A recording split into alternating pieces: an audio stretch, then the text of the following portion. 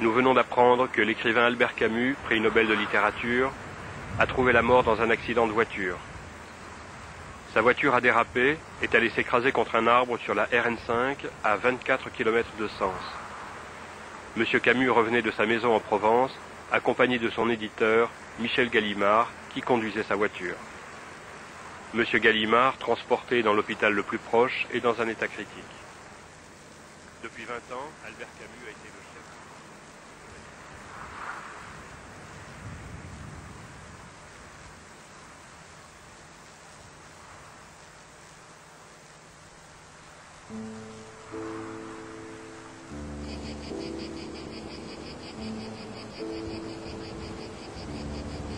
C'était une journée comme on pouvait en avoir à Oran, en janvier. Il y a Francine, en tête bien sûr.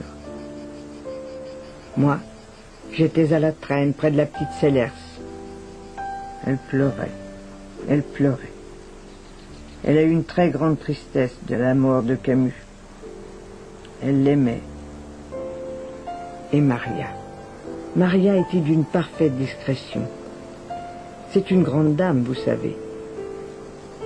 À un moment, Francine m'a dit « Et Maria Cazares, tu crois qu'elle est seule en ce moment, la malheureuse ?»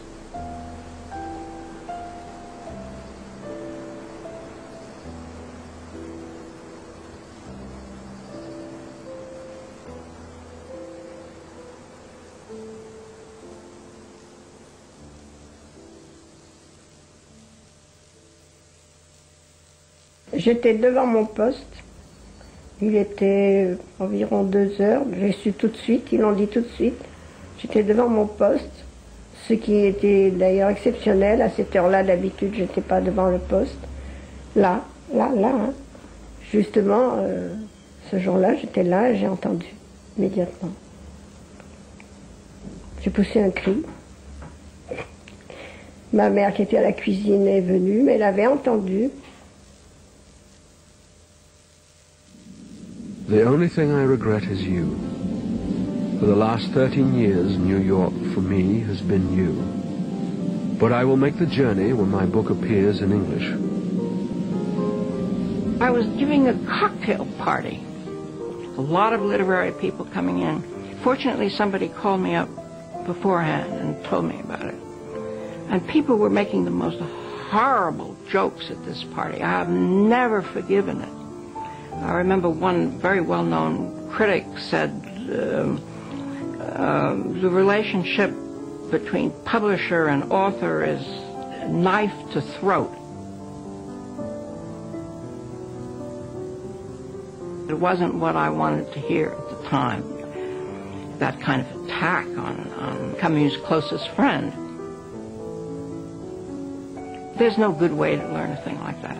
And in some ways, and I'm sure other people who knew him were still mourning him. And it comes over me sometimes. This horrible separation brings home to us, as never before, the constant need we have for one another. I await you, full of strength and passion, my beloved, my ardent one, my young girl, my lover. When you read this letter, only 2 or 3 days will keep us apart.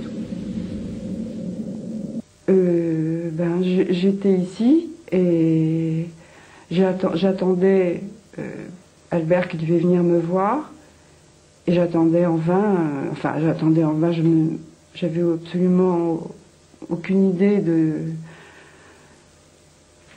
prémonitoire et puis on a sonné à la porte et je pensais que ce serait lui et là c'était un ami qui lui avait appris la nouvelle à la radio. Moi j'avais pas de radio, j'avais pas écouté la radio, donc il est venu me dire qu'il y avait eu un accident, mais il n'a pas eu le courage de me dire tout de suite qu'il était mort.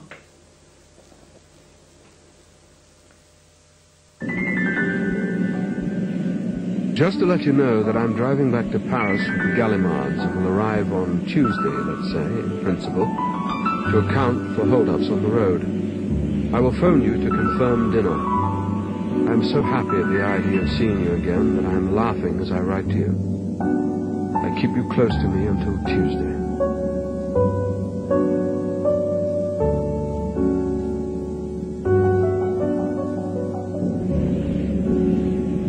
Tender one, here is my last letter. I'm coming back and I'm happy about it. Until Tuesday, my darling. I am already kissing you and I bless you from the bottom of my heart. Until this monstrous book is finished, there will be no peace for me.